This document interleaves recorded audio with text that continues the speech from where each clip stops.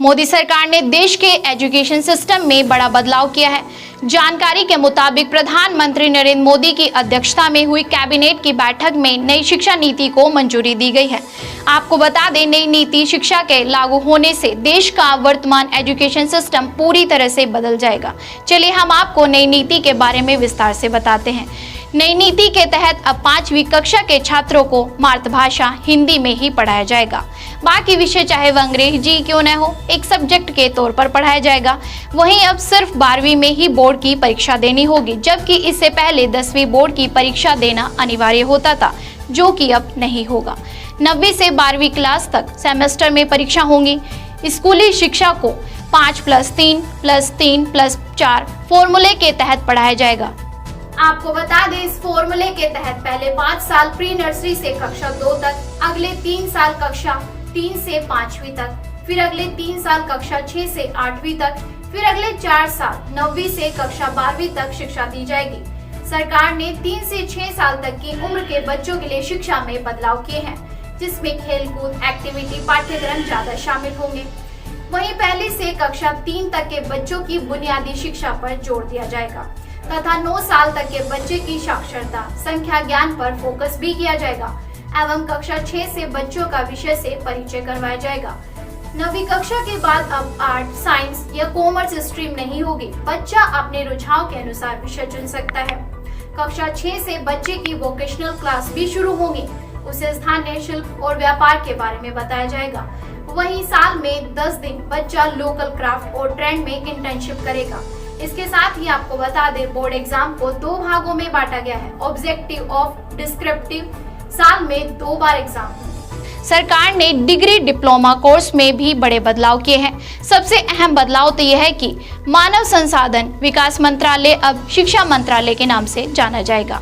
केंद्रीय मंत्री ने जानकारी देते हुए बताया कि नई शिक्षा नीति के तहत कोई छात्र एक कोर्स के बीच अगर कोई दूसरा कोर्स करना चाहता है तो पहले कोर्स से सीमित समय के लिए ब्रेक लेकर कर सकता है। कानून और मेडिकल कॉलेज को छोड़कर देश के सभी हायर एजुकेशनल इंस्टीट्यूट अब तक एक ही नियामक से संचालित होंगे। वहीं सरकार ने एमफिल पाठ्यक्रम को बंद करने का फैसला भी लिया है। वहीं जानकारी देते हुए डॉक्टर रमेश पोखरियाल ने बताया कि बोर्ड की परीक्षाएं अब नॉलेज के आधार पर होंगी। वहीं उन्होंने बताया कि हायर एजुकेशन में हम 2035 तक ग्रोस एनरोलमेंट रेशियो में 50% तक पहुंच सकेंगे। इसके लिए मल्टीपल एंट्री एग्जिट सिस्टम लाया जा रहा है। अब आप सोच रहे होंगे कि मल्टीपल एंट्री और एग्जिट सिस्टम क्या है, तो हम आपको बता दें, आज के सिस्टम में 4 साल इंजीनियरिंग पढ़ने के बाद या 6 सेमेस्टर पढ़ने के बाद अगर कोई छात्र आगे नहीं पढ़ सकता या उसके पास कोई उपाय नहीं है तो वह सिस्टम से बाहर हो जाता है। लेकिन नए सिस्टम में 4 साल का डिग्री कोर्स होगा और उसी कोर्स में 1 साल के बाद सर्टिफिकेट, 2 साल के बाद डिप्लोमा, 3 से या 4 साल के बाद डिग्री मिल सकेगी। इससे फायदा ये होगा कि डिग्री कोर्स में एडमिशन लेने के बाद अगर कोई स्टूडेंट बीच में ही पढ़ाई छोड़ता है तो उसके पास कम से कम कोई उसका सर्टिफिकेट या डिप्लोमा तो जरूर होगा। वहीं multiple entry through back of credit system के बारे में जानकारी देते हुए कहा कि इस सिस्टम में छात्र के फर्स्ट सेकेंड ईयर के क्रेडिट डिजिलॉकर के माध्यम से क्रेडिट रहेंगे। अगर छात्र को किसी वजह से ब्रेक लेना है और वह एक फिक्स टाइम में वापस आकर कोर्स ज्वाइन करता है तो उसे फर्स्ट और सेकेंड ईयर रिपीट करने की कोई जरूरत नहीं होगी। छात्र के क्रेडिट एकेडमी क्रेडिट बैंक में मौजूद रहेंगे।